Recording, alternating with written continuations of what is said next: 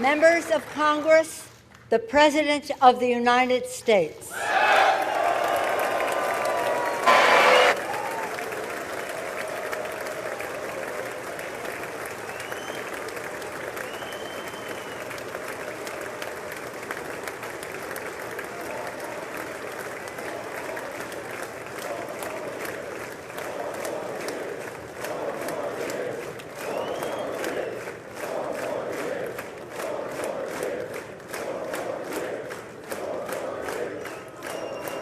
Thank you very much.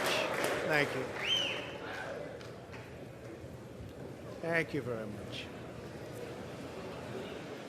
Madam Speaker, Mr. Vice President, members of Congress, the First Lady of the United States,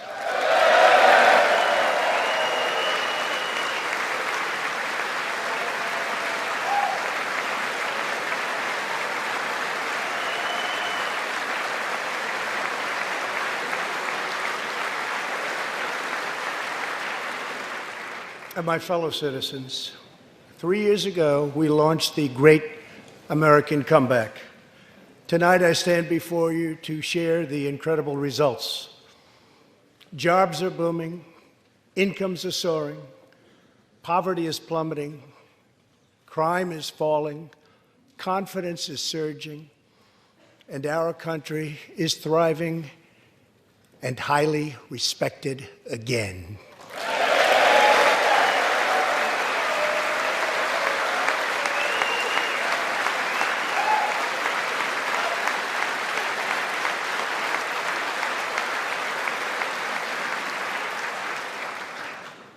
America's enemies are on the run, America's fortunes are on the rise, and America's future is blazing bright. The years of economic decay are over.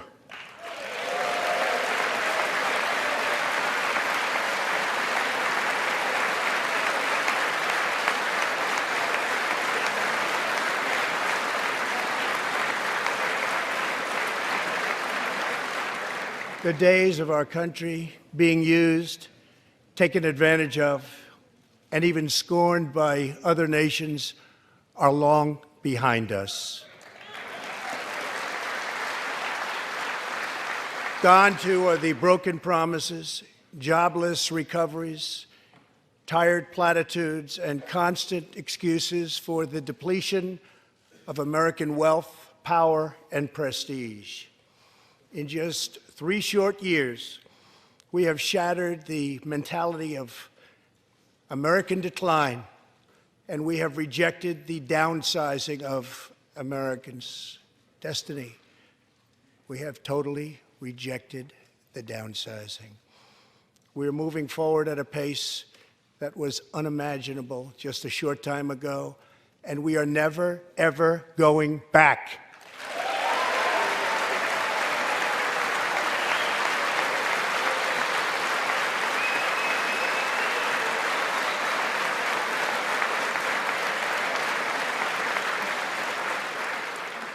I am thrilled to report to you tonight that our economy is the best it has ever been. Our military is completely rebuilt, with its power being unmatched anywhere in the world, and it's not even close. Our borders are secure, our families are flourishing, our values are renewed, our pride is restored. And for all of these reasons, I say to the people of our great country, and to the members of Congress, the state of our union is stronger than ever before.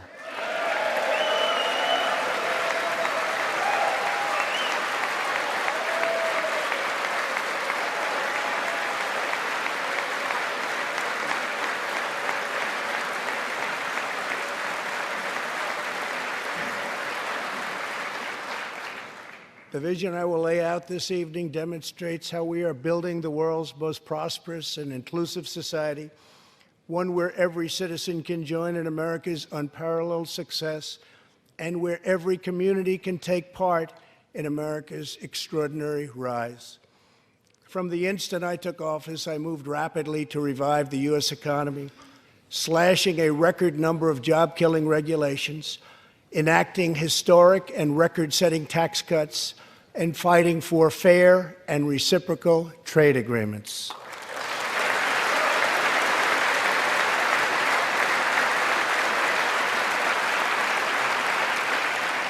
Our agenda is relentlessly pro-worker, pro-family, pro-growth, and most of all, pro-American.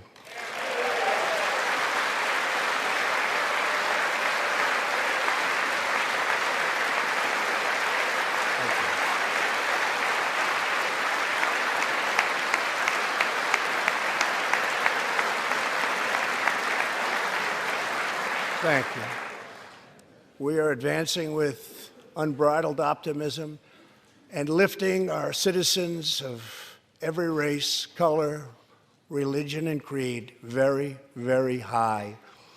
Since my election, we have created 7 million new jobs, 5 million more than government experts projected during the previous administration.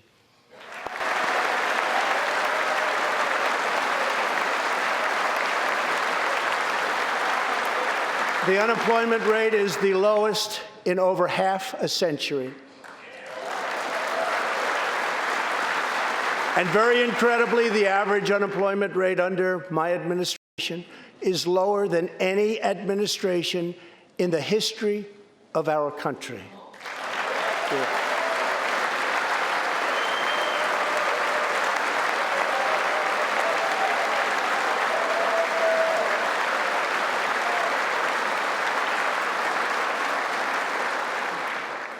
If we hadn't reversed the failed economic policies of the previous administration, the world would not now be witnessing this great economic success.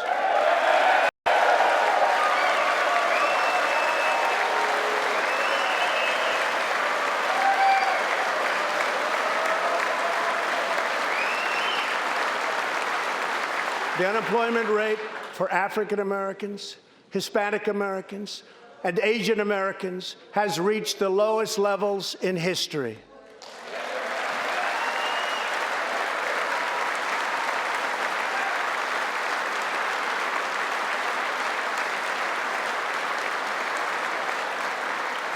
African American youth unemployment has reached an all-time low. African American poverty has declined to the lowest rate ever recorded. The unemployment rate for women reached the lowest level in almost 70 years, and last year women filled 72% of all new jobs added.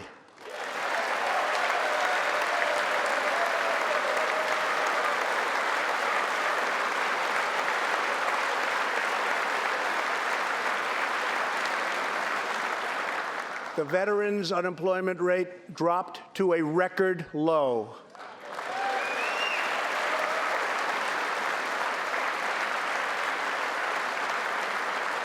The unemployment rate for disabled Americans has reached an all-time low.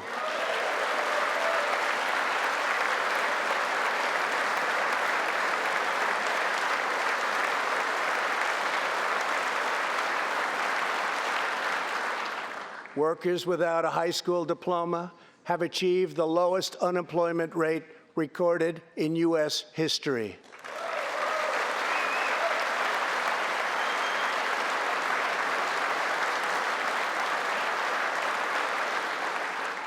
A record number of young Americans are now employed.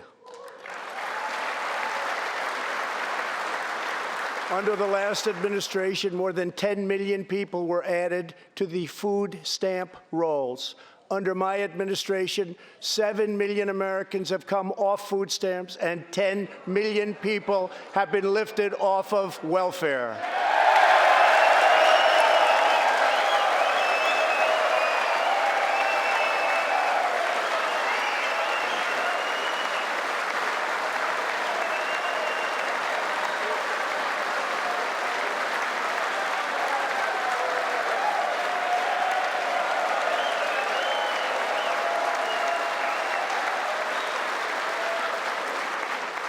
In 8 years under the last administration, over 300,000 working-age people dropped out of the workforce. In just 3 years of my administration, 3.5 million people, working-age people, have joined the workforce.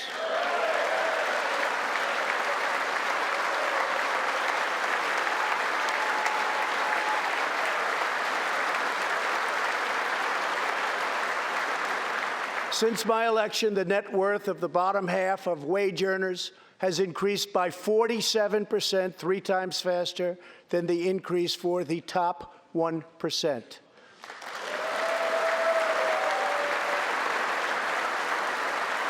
After decades of flat and falling incomes, wages are rising fast, and wonderfully, they are rising fastest for low-income workers who have seen a 16% pay increase since my election.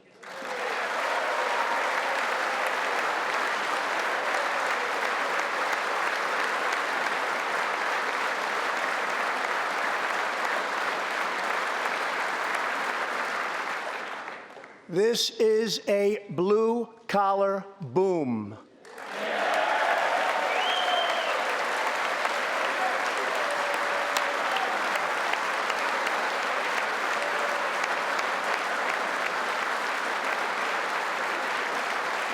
Real median household income is now at the highest level ever recorded.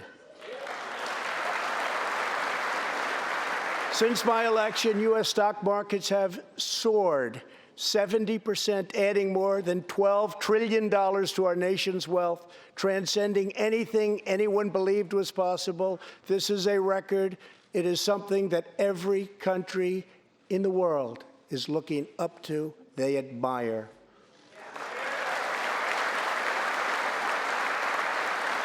Consumer confidence has just reached amazing new highs. All of those millions of people with 401ks and pensions are doing far better than they have ever done before, with increases of 60, 70, 80, 90, and 100% and even more. Jobs and investments are pouring into 9,000 previously neglected neighborhoods, thanks to Opportunity Zones, a plan spearheaded by Senator Tim Scott as part of our great Republican tax cuts.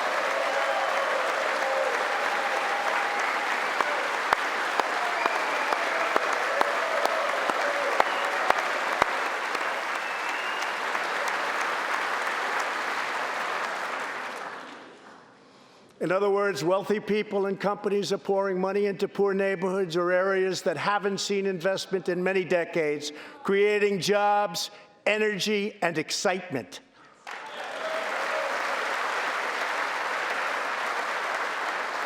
This is the first time that these deserving communities have seen anything like this. It's all working. Opportunity Zones are helping Americans like Army veteran Tony Rankins from Cincinnati, Ohio. After struggling with drug addiction, Tony lost his job, his house, and his family. He was homeless. But then Tony found a construction company that invests in Opportunity Zones. He is now a top tradesman, drug-free, reunited with his family, and he is here tonight. Tony, keep up the great work, Tony.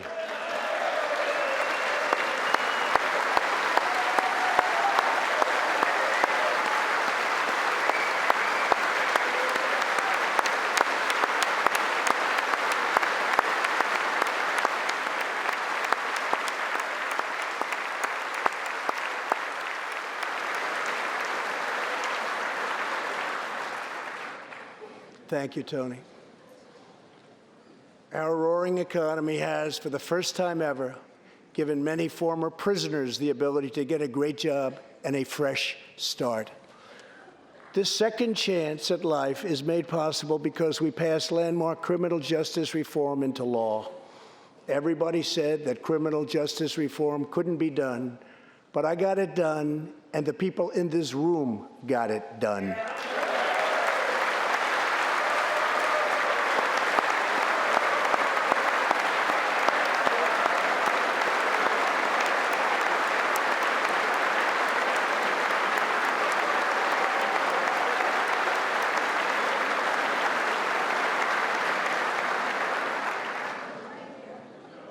Thanks to our bold regulatory reduction campaign, the United States has become the #1 producer of oil and natural gas anywhere in the world by far.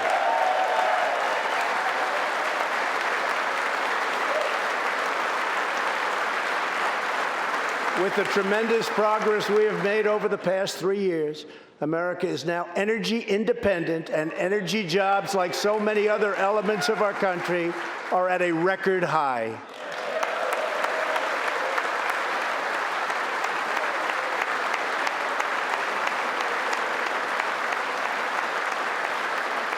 We are doing numbers that no one would have thought possible just 3 years ago. Likewise, we are restoring our nation's manufacturing might, even though predictions were, as you all know, that this could never, ever be done. After losing 60,000 factories under the previous 2 administrations, America has now gained 12,000 new factories under my administration, with thousands upon thousands of plants and factories being planned or being built.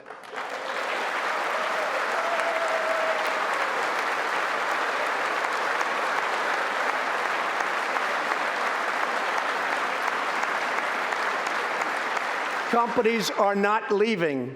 They are coming back to the USA. The fact is that everybody wants to be where the action is, and the United States of America is indeed the place where the action is.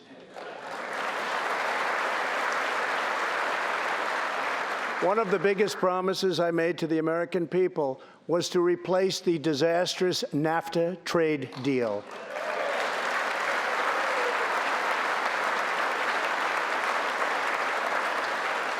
In fact, unfair trade is perhaps the single biggest reason that I decided to run for president. Following NAFTA's adoption, our nation lost 1 in 4 manufacturing jobs. Many politicians came and went, pledging to change or replace NAFTA, only to do so, and then absolutely nothing happened. But unlike so many who came before me, I keep my promises. We did our job.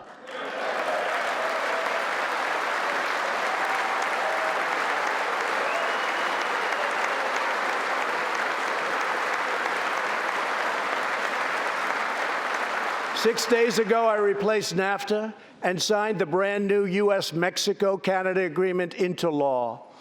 The USMCA will create nearly 100,000 new high-paying American auto jobs and massively boost exports for our farmers, ranchers, and factory workers.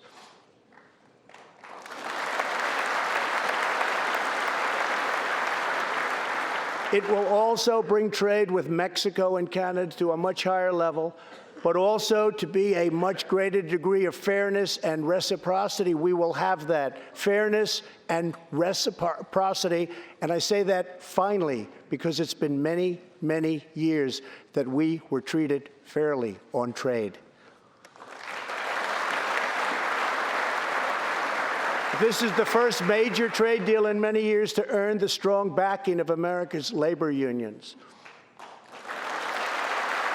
I also promised our citizens that I would impose tariffs to confront China's massive theft of America's jobs. Our strategy has worked. Days ago, we signed the groundbreaking new agreement with China that will defend our workers, protect our intellectual property, bring billions and billions of dollars into our treasury, and open vast new markets for products made and grown right here in the USA.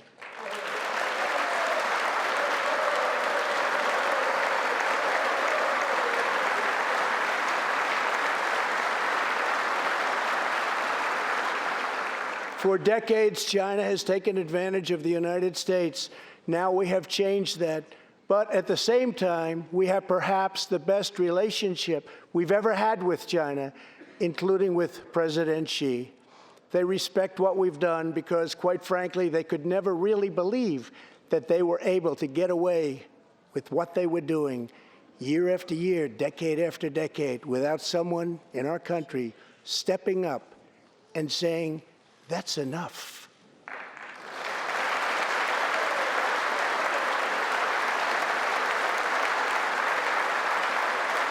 Now we want to rebuild our country, and that's exactly what we're doing. We are rebuilding our country. As we restore American leadership throughout the world, we are once again standing up for freedom in our hemisphere. That's why my administration reversed the failing policies of the previous administration on Cuba.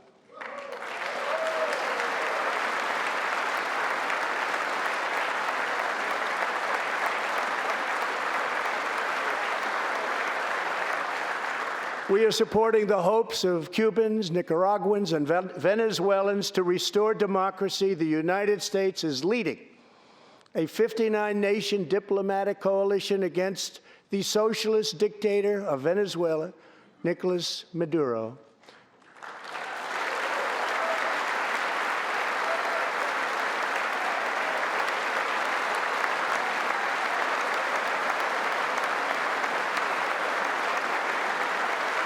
Maduro is an illegitimate ruler, a tyrant who brutalizes his people, but Maduro's grip on tyranny will be smashed and broken. Here this evening is a very brave man who carries with him the hopes, dreams, and aspirations of all Venezuelans. Joining us in the gallery is the true and legitimate president of Venezuela, Juan Guaido. Mr. President, please take this message back to your family.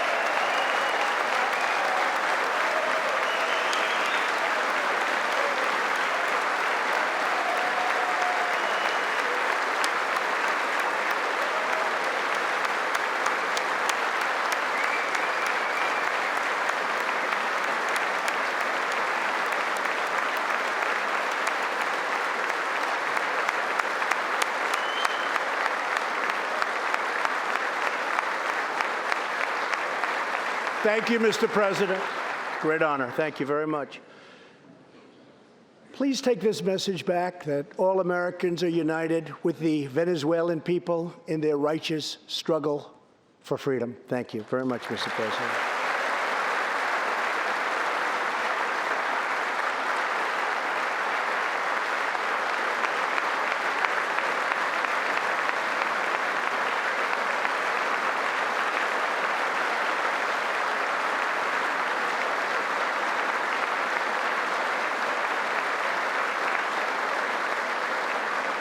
Thank you very much. Socialism destroys nations. Always remember, freedom unifies the soul.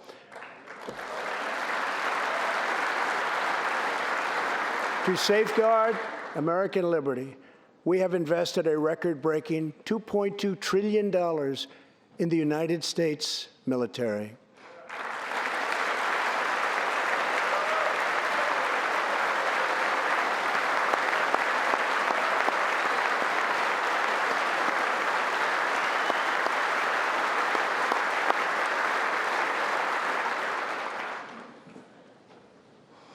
We have purchased the finest planes, missiles, rockets, ships, and every other form of military equipment, and it's all made right here in the USA.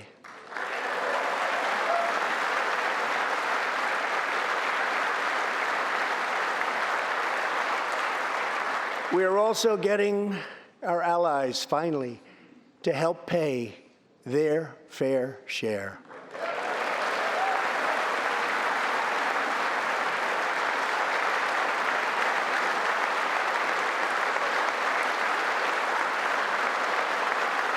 I have raised contributions from other NATO members by more than $400 billion, and the number of allies meeting their minimum obligations has more than doubled. And just weeks ago, for the first time since President Truman established the Air Force, more than 70 years earlier, we created a brand new branch of the United States Armed Forces. It's called the Space Force. Very important.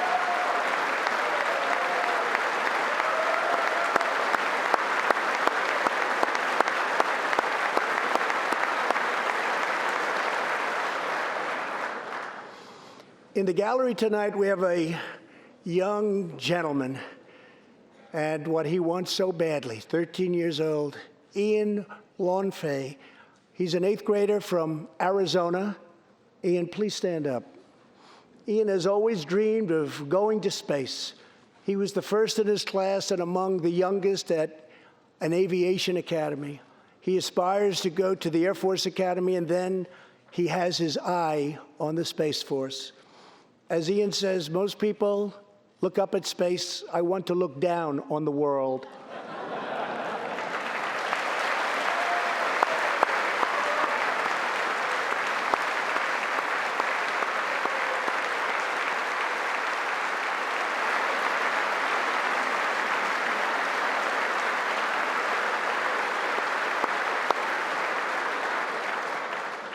But sitting behind Ian tonight is his greatest hero of them all.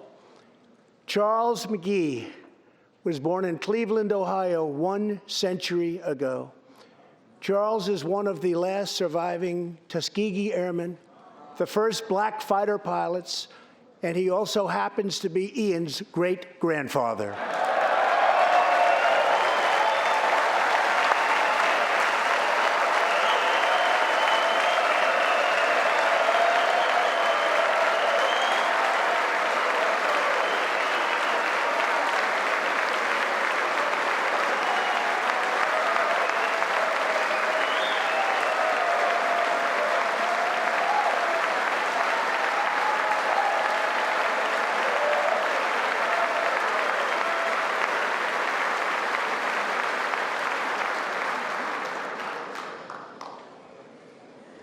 Incredible story.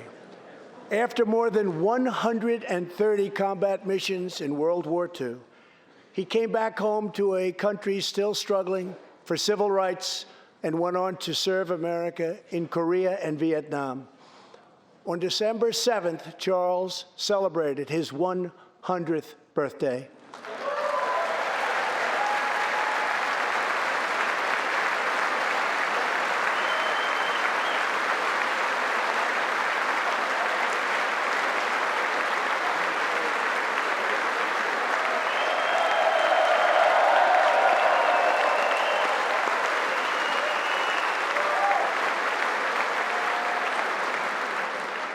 A few weeks ago, I signed a bill promoting Charles McGee to Brigadier General, and earlier today, I pinned the stars on his shoulders in the Oval Office. General McGee, our nation salutes you. Thank you, sir.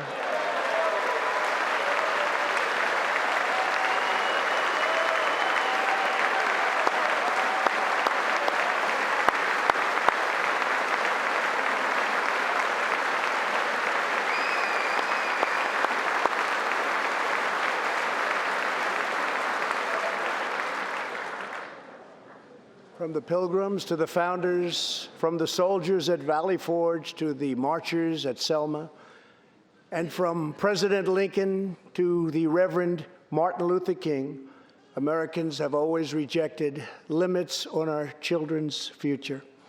Members of Congress, we must never forget that the only victories that matter in Washington are victories that deliver for the American people.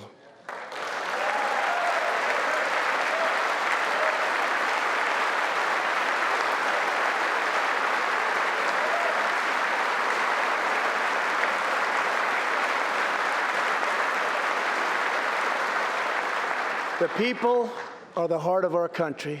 Their dreams are the soul of our country, and their love is what powers and sustains our country. We must always remember that our job is to put America first.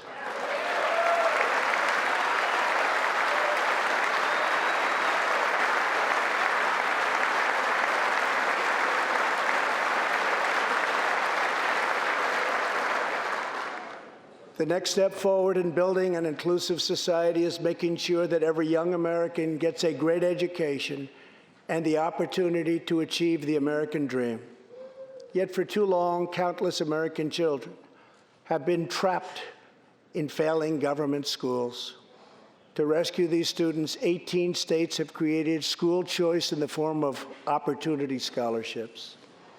The programs are so popular that tens of thousands of students remain on a waiting list. One of those students is Janiyah Davis, a fourth grader from Philadelphia. Janiyah.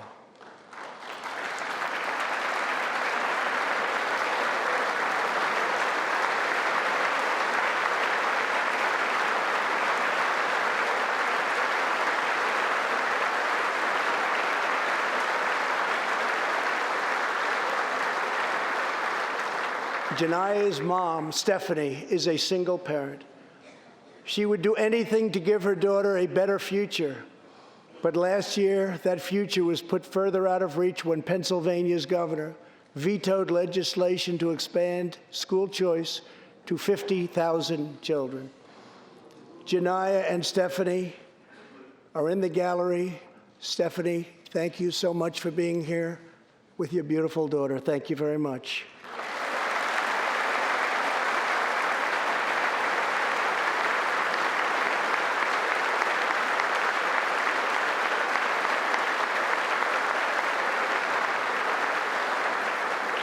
But Janiyah, I have some good news for you, because I am pleased to inform you that your long wait is over. I can proudly announce tonight that an opportunity scholarship has become available. It's going to you, and you will soon be heading to the school of your choice.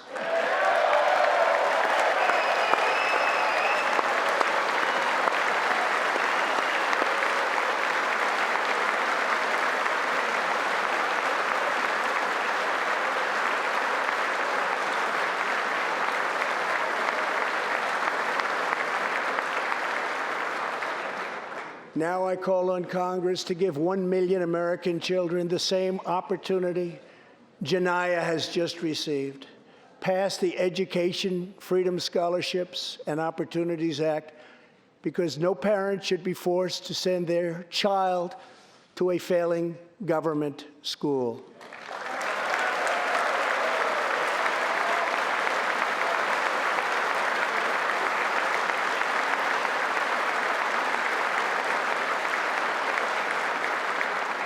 Every young person should have a safe and secure environment in which to learn and to grow. For this reason, our magnificent First Lady has launched the Be Best initiative to advance a safe, healthy, supportive, and drug-free life for the next generation, online, in school, and in our communities. Thank you, Melania, for your extraordinary love and profound care for America's children. Thank you very much.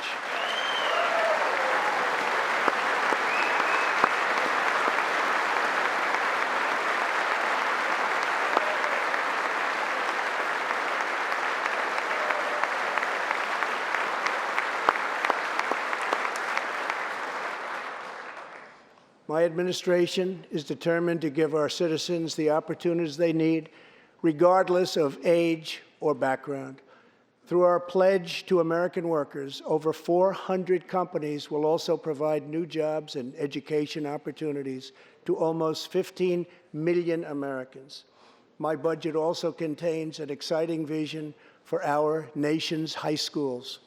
Tonight, I ask Congress to support our students and back my plan to offer vocational and technical education in every single high school in America.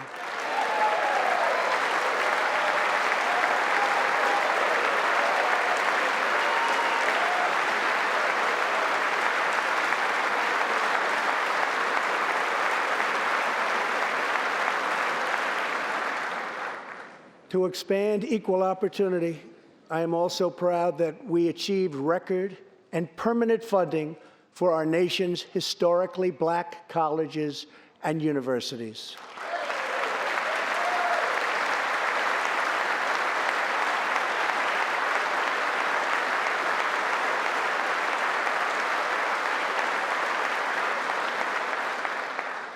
A good life for American families also requires the most affordable, innovative, and high-quality health care system on earth. Before I took office, health insurance premiums had more than doubled in just 5 years. I moved quickly to provide affordable alternatives. Our new plans are up to 60% less expensive and better.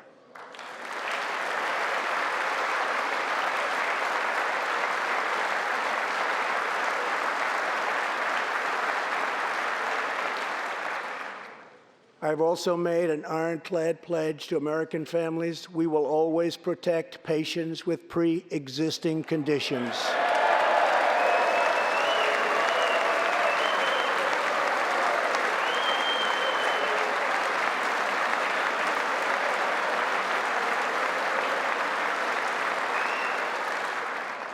And we will always protect your Medicare, and we will always protect your Social Security, always.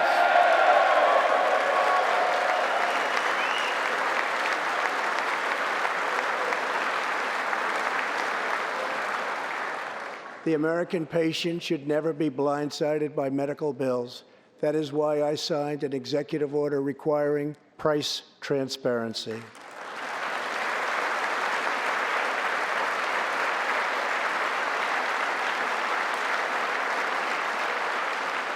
Many experts believe that transparency, which will go into full effect at the beginning of next year, will be even bigger than health care reform. It will save families massive amounts of money for substantially better care.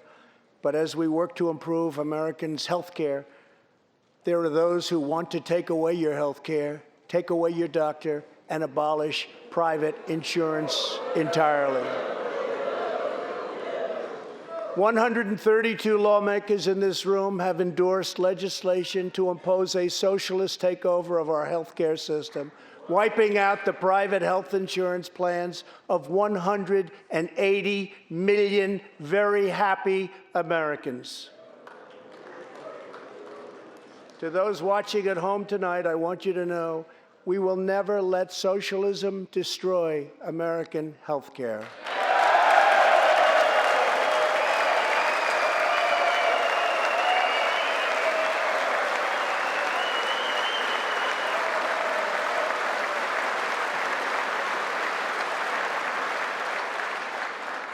Over 130 legislators in this chamber have endorsed legislation that would bankrupt our nation by providing free taxpayer-funded health care to millions of illegal aliens, forcing taxpayers to subsidize free care for anyone in the world who unlawfully crosses our borders.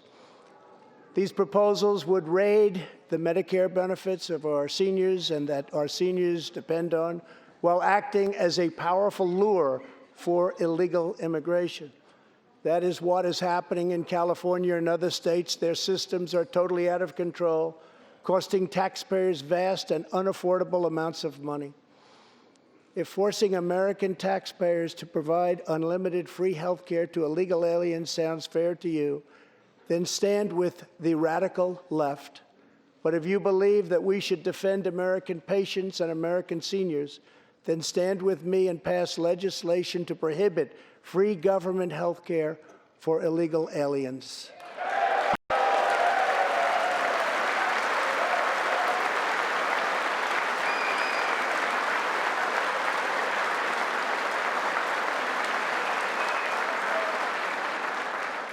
This will be a tremendous boon to our already very strongly guarded southern border, where, as we speak, a long, tall, and very powerful wall is being built.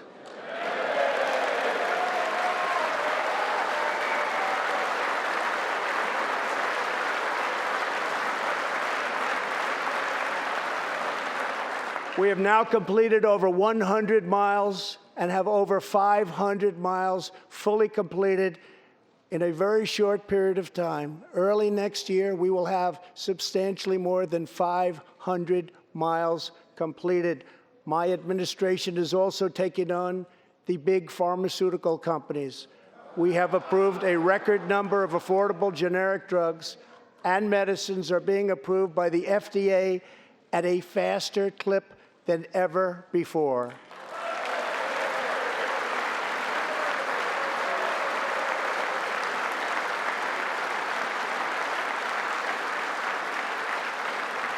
And I was pleased to announce last year that for the first time in 51 years, the cost of prescription drugs actually went down.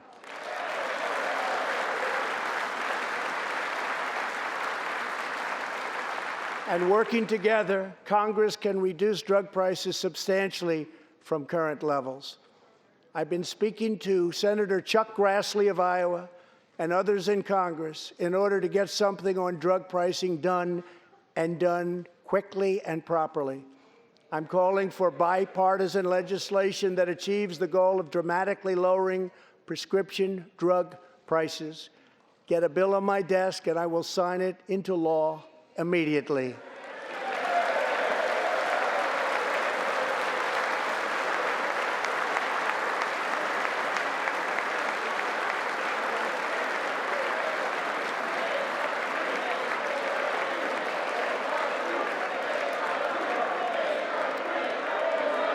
With unyielding commitment, we are curbing the opioid epidemic.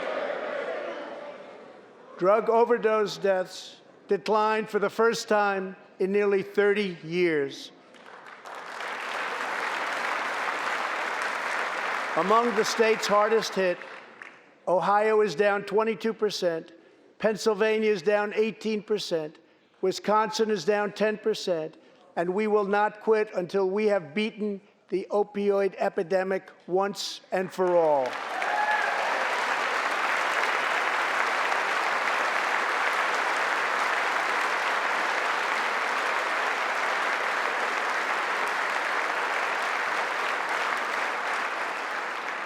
Protecting Americans' health also means fighting infectious diseases. We are coordinating with the Chinese government and working closely together on the coronavirus outbreak in China. My administration will take all necessary steps to safeguard our citizens from this threat. We have launched ambitious new initiatives to substantially improve care for Americans with kidney disease, Alzheimer's, and those struggling with mental health. And because Congress was so good as to fund my request, new cures for childhood cancer, and we will eradicate the AIDS epidemic in America by the end of this decade.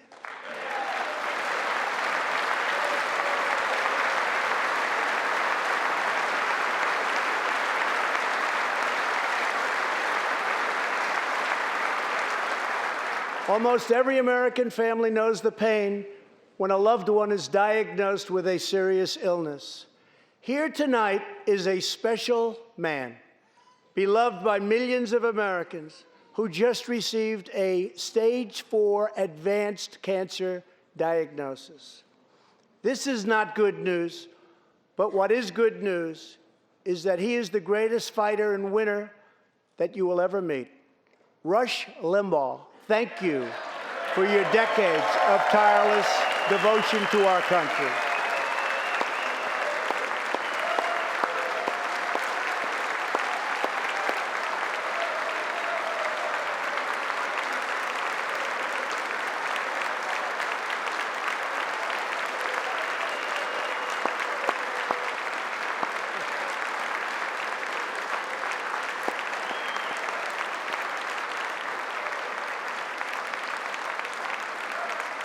And Rush, in recognition of all that you have done for our nation, the millions of people a day that you speak to and that you inspire, and all of the incredible work that you have done for charity, I am proud to announce tonight that you will be receiving our country's highest civilian honor, the Presidential Medal of Freedom.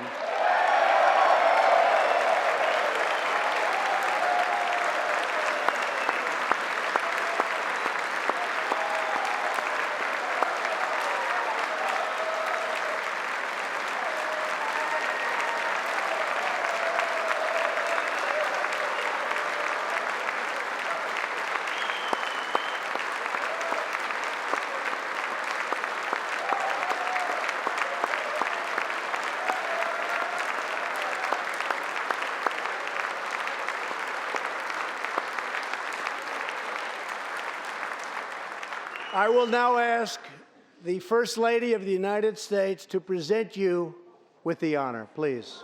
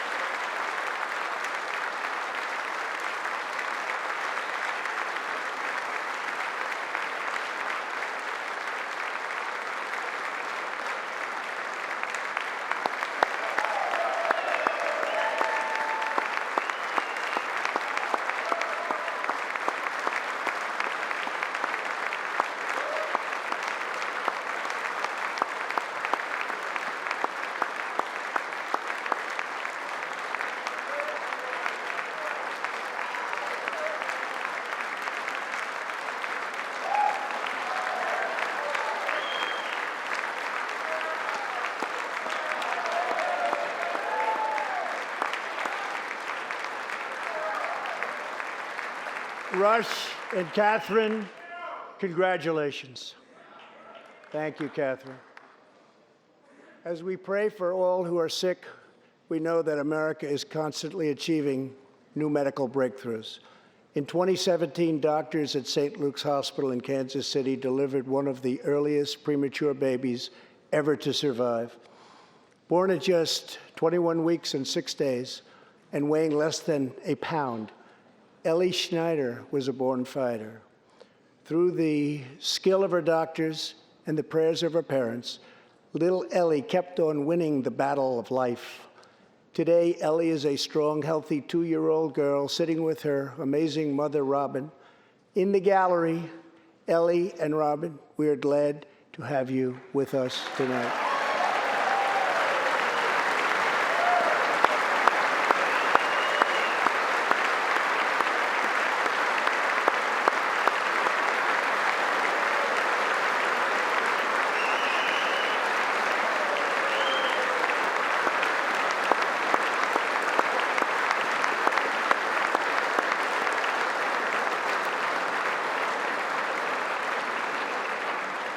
Ellie reminds us that every child is a miracle of life.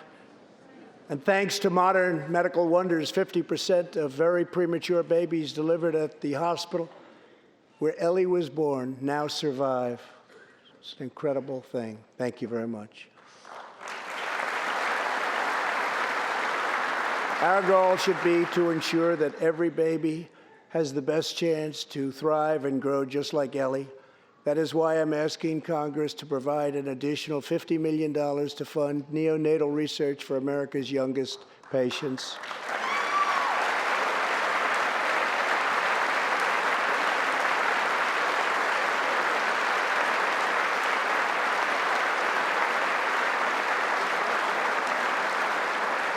That is why I'm also calling upon members of Congress here tonight to pass legislation finally banning the late-term abortion of babies.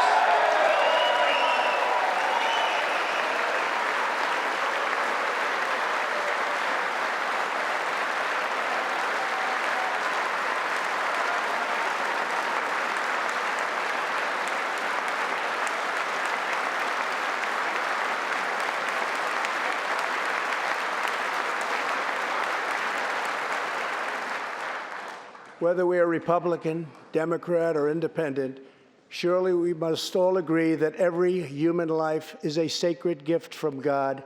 As we support America's moms and dads, I was recently proud to sign the law providing new parents in the federal workforce paid family leave, serving as a model for the rest of the country.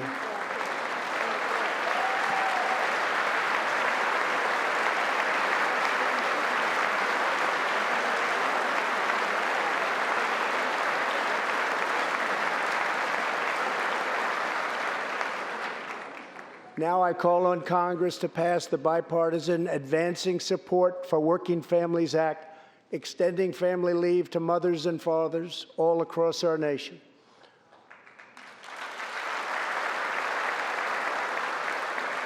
$40 million American families have an average $2,200 extra thanks to our child tax credit.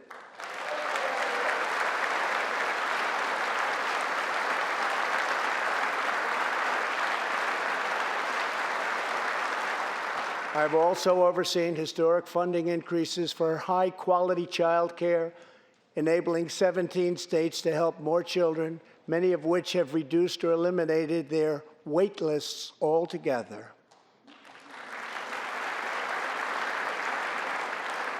And I sent Congress a plan with a vision to further expand access to high-quality child care and urge you to act immediately.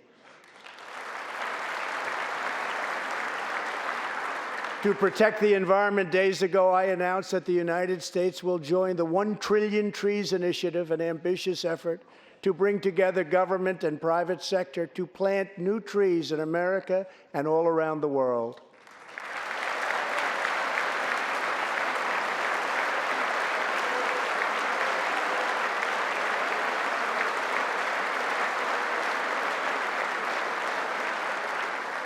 We must also rebuild America's infrastructure.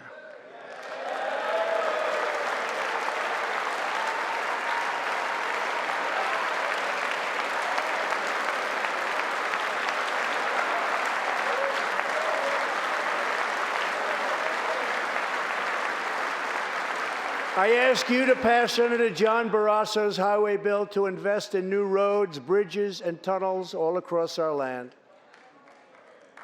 I'm also committed to ensuring that every citizen can have access to high-speed internet, including and especially in rural America.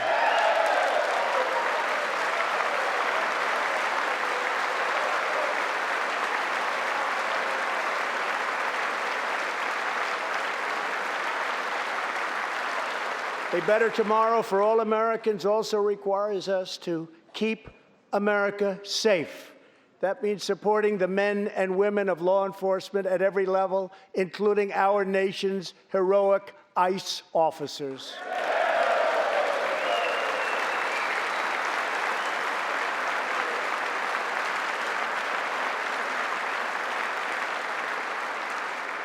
Last year, our brave ICE officers arrested more than 120,000 criminal aliens charged with nearly 10,000 burglaries, 5,000 sexual assaults, 45,000 violent assaults, and 2,000 murders.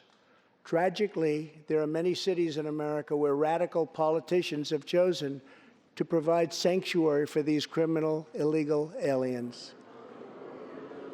In sanctuary cities, local officials order police to release dangerous criminal aliens to prey upon the public instead of handing them over to ICE to be safely removed. Just 29 days ago, a criminal alien freed by the sanctuary city of New York was charged with the brutal rape and murder of a 92-year-old woman. The killer had been previously arrested for assault, but under New York sanctuary policies, he was set free. If the city had honored ICE's detainer request, his victim would still be alive today. The state of California passed an outrageous law declaring their whole state to be a sanctuary for criminal illegal immigrants, a very terrible sanctuary with catastrophic results. Here is just one tragic example. In December 2018, California police detained an illegal alien with 5 prior arrests, including convictions for robbery and assault. But as required by California's sanctuary law, local authorities released him. Days later, the criminal alien went on a gruesome spree of deadly violence. He viciously shot one man going about his daily work. He approached a woman sitting in her car and shot her in the arm and in the chest. He walked into a convenience store and wildly fired his weapon. He hijacked a truck and smashed into vehicles, critically injuring innocent victims. One of the victims is a terrible, terrible situation. Died, 51-year-old American named Rocky Jones. Rocky was at a gas station when this vile criminal fired 8 bullets at him from close range, murdering him in cold blood. Rocky left behind a devoted family, including his brothers, who loved him more than anything else in the world. One of his grieving brothers is here with us tonight. Jody, would you please stand? Jody, thank you.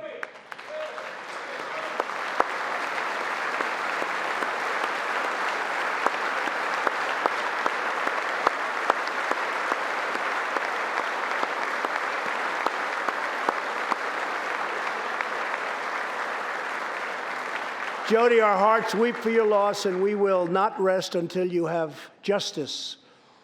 Senator Tom Tillis has introduced legislation to allow Americans like Jody to sue sanctuary cities and states when a loved one is hurt or killed as a result of these deadly practices.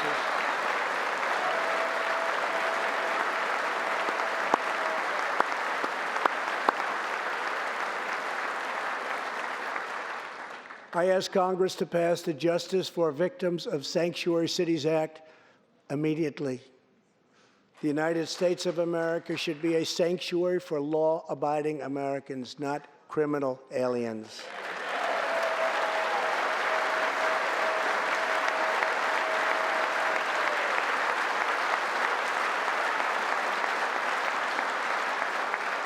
In the last 3 years, ICE has arrested over 5,000 wicked human traffickers, and I have signed 9 pieces of legislation to stamp out the menace of human trafficking domestically and all around the globe. My administration has undertaken an unprecedented effort to secure the southern border of the United States.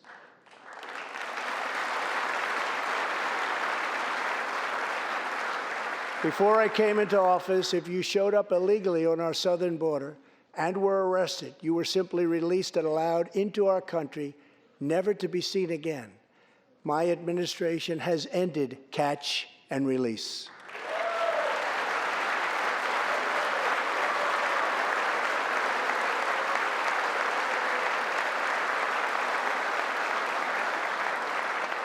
If you come illegally, you will now be promptly removed from our country.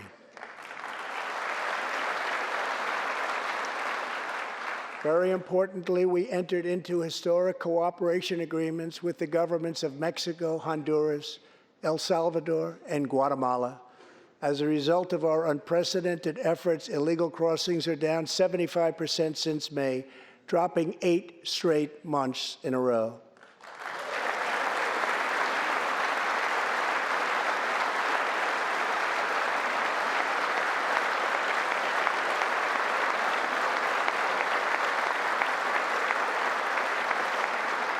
And as the wall rapidly goes up, drug seizures rise, and the border crossings are going down and going down very rapidly. Last year, I traveled to the border in Texas and met Chief Patrol Agent Raul Ortiz.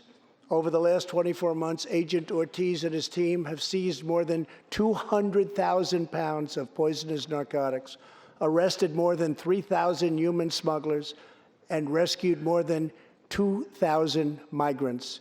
Days ago, Agent Ortiz was promoted to Deputy Chief of Border Patrol, and he joins us tonight. Chief Ortiz, please stand.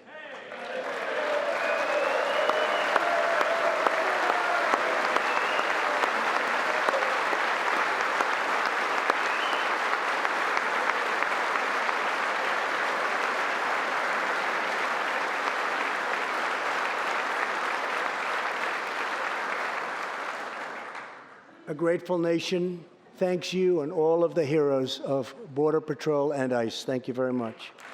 Thank you. To build on these historic gains, we are working on legislation to replace our outdated and randomized immigration system with one based on merit, welcoming those who follow the rules, contribute to our economy, support themselves financially, and uphold our values.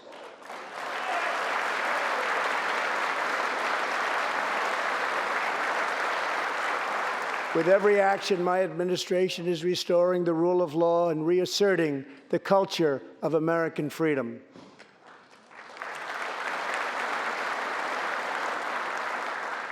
Working with Senate Majority Leader Mitch McConnell, thank you, Mitch, and his colleagues in the Senate, we have confirmed a record number of 187 new federal judges to uphold our Constitution as written. This includes 2 brilliant new Supreme Court justices, Neil Gorsuch and Brett Kavanaugh. Thank you.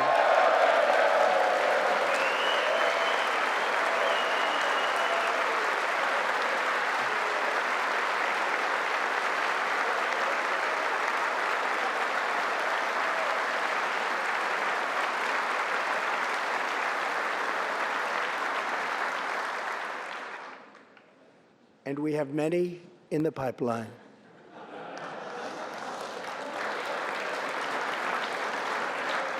My administration is also defending religious liberty, and that includes the constitutional right to pray in public schools.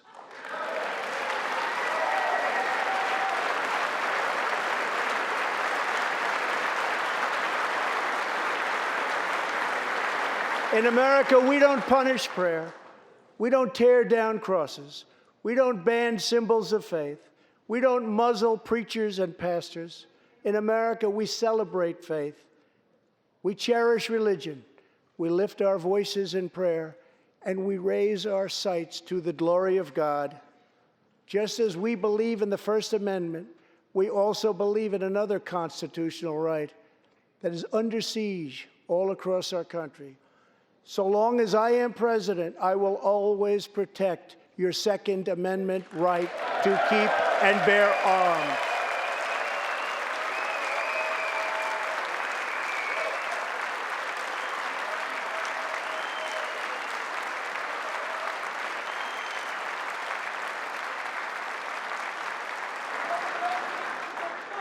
In reaffirming our heritage as a free nation, we must remember that America has always been a frontier nation.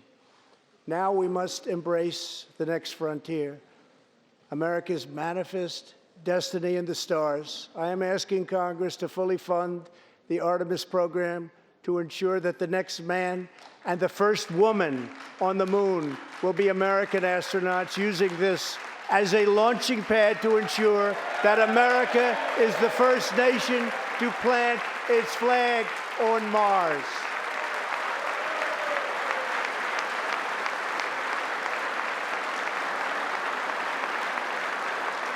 My administration is also strongly defending our national security and combating radical Islamic terrorism.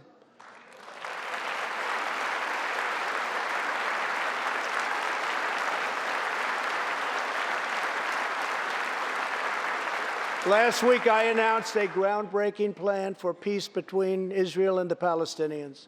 Recognizing that all past attempts have failed, we must be determined and creative in order to stabilize the region and give millions of young people the chance to realize a better future.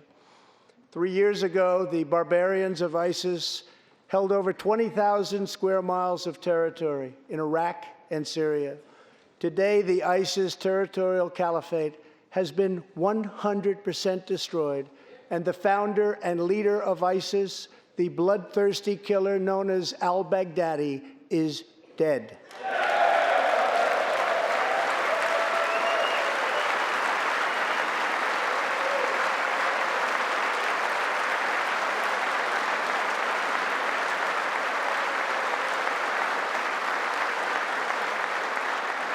We are joined this evening by Carl and Marcia Mueller.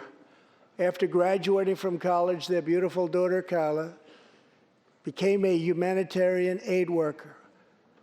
She once wrote, "Some people find God in church, some people find God in nature, some people find God in love. I find God in suffering. I've known for some time what my life's work is, using my hands as tools to relieve suffering."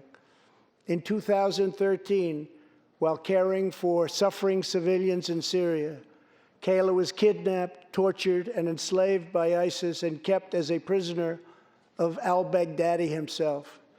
After more than 500 horrifying days of captivity, al-Baghdadi murdered young, beautiful Kayla. She was just 26 years old.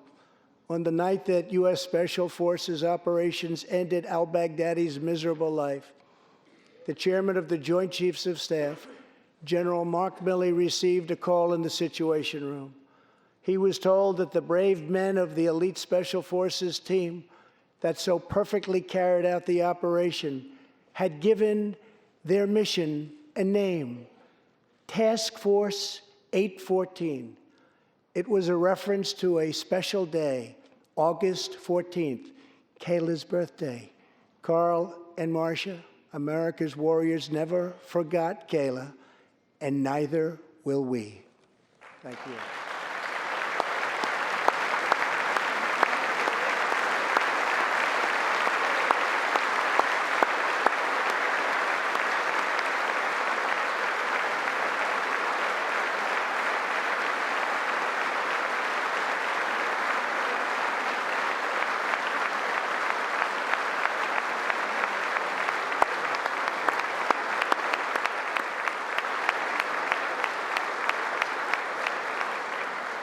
Every day, America's men and women in uniform demonstrate the infinite depth of love that dwells in the human heart. One of these American heroes was Army Staff Sergeant Christopher Hake.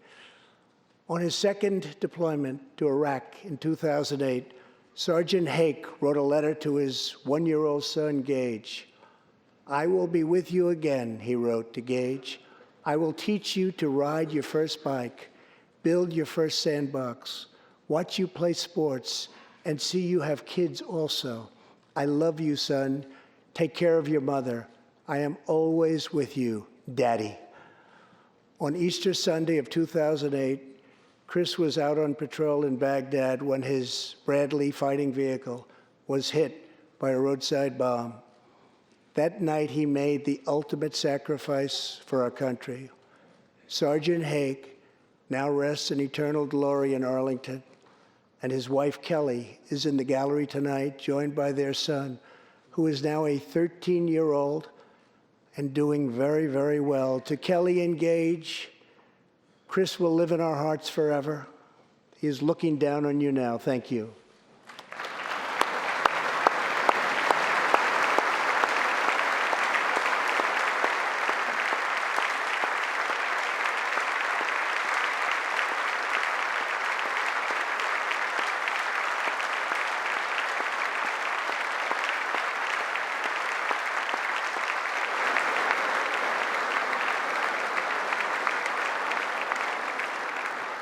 Thank you very much. Thank you both very much. The terrorist responsible for killing Sergeant Hake was Qasem Soleimani, who provided the deadly roadside bomb that took Chris's life. Soleimani was the Iranian regime's most ruthless butcher, a monster who murdered or wounded thousands of American service members in Iraq. As the world's top terrorist, Soleimani orchestrated the deaths of countless men, women, and children.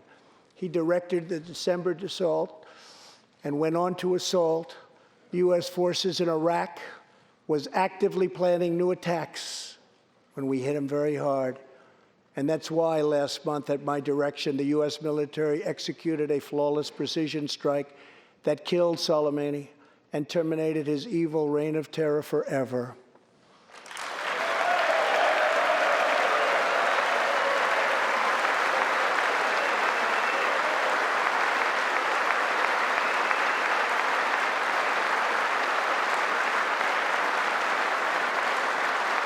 Our message to the terrorists is clear.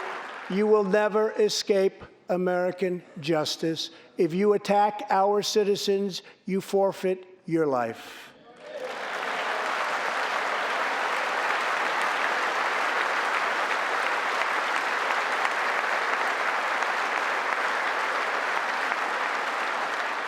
In recent months, we have seen proud Iranians raise their voices against their oppressive rulers. The Iranian regime must abandon its pursuit of nuclear weapons, stop spreading terror, death, and destruction, and start working for the good of its own people.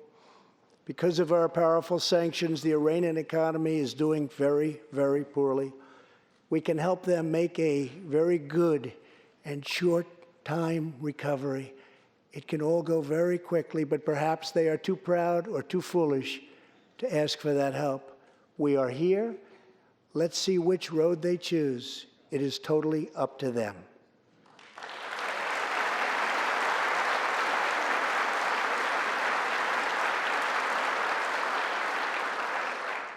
As we defend American lives, we are working to end America's wars in the Middle East. In Afghanistan, the determination and valor of our warfighters has allowed us to make tremendous progress, and peace talks are now underway. I am not looking to kill hundreds of thousands of people in Afghanistan, many of them totally innocent. It is also not our function to serve other nations as law enforcement agencies. These are warfighters that we have, the best in the world, and they either want to fight to win or not fight at all. We are working to finally end America's longest war and bring our troops back home.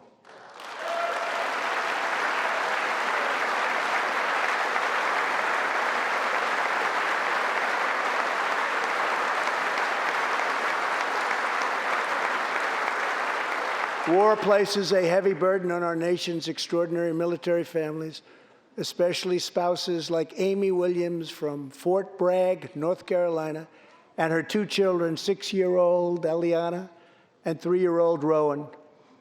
Amy works full-time and volunteers countless hours helping other military families. For the past 7 months, she has done it all while her husband, Sergeant First Class Townsend Williams, is in Afghanistan on his 4th deployment in the Middle East. Amy's kids haven't seen their father's face in many months. Amy, your family's sacrifice makes it possible for all of our families to live in safety and in peace, and we want to thank you. Thank you, Amy.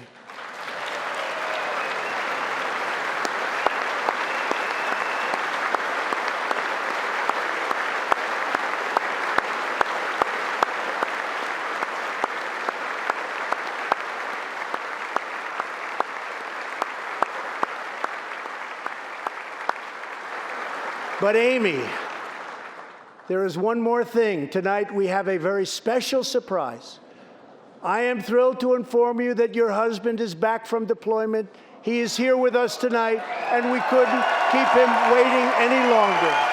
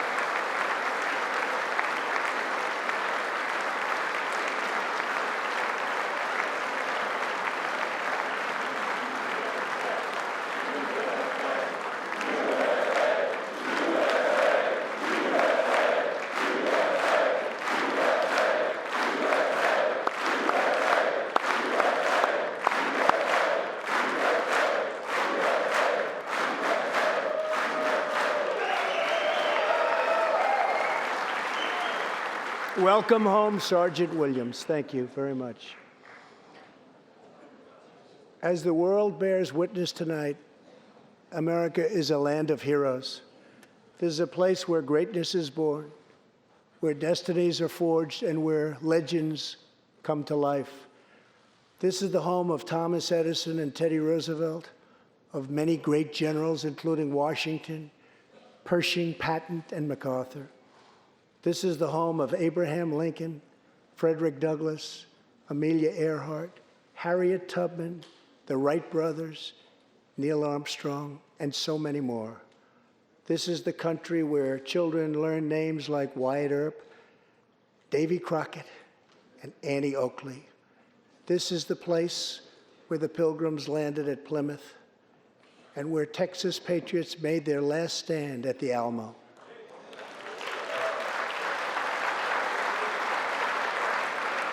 The beautiful, beautiful Alamo. The American nation was carved out of the vast frontier by the toughest, strongest, fiercest, and most determined men and women ever to walk on the face of the earth. Our ancestors braved the unknown, tamed the wilderness, settled the Wild West, lifted millions from poverty, disease, and hunger, vanquished tyranny and fascism, ushered the world to new heights of science and medicine, laid down the railroads, dug out the canals, raised up the skyscrapers, and ladies and gentlemen, our ancestors built the most exceptional republic ever to exist in all of human history, and we are making it greater than ever before.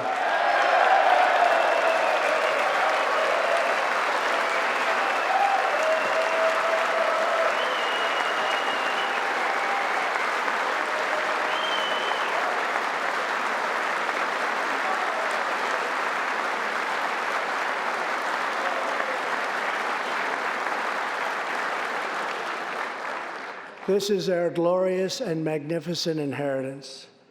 We are Americans. We are pioneers.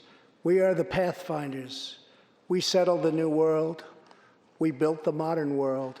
And we changed history forever by embracing the eternal truth that everyone is made equal by the hand of Almighty God.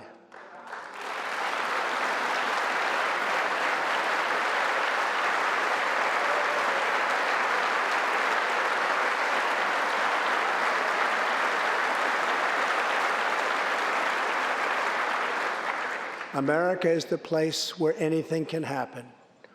America is the place where anyone can rise. And here, on this land, on this soil, on this continent, the most incredible dreams come true. This nation is our canvas, and this country is our masterpiece. We look at tomorrow and see unlimited frontiers just waiting to be explored. Our brightest discoveries are not yet known. Our most thrilling stories are not yet told. Our grandest journeys are not yet made. The American age, the American epic, the American adventure has only just begun. Our spirit is still young. The sun is still rising. God's grace is still shining. And my fellow Americans, the best is yet to come. Thank you, God bless you, and God bless America. Thank you very much.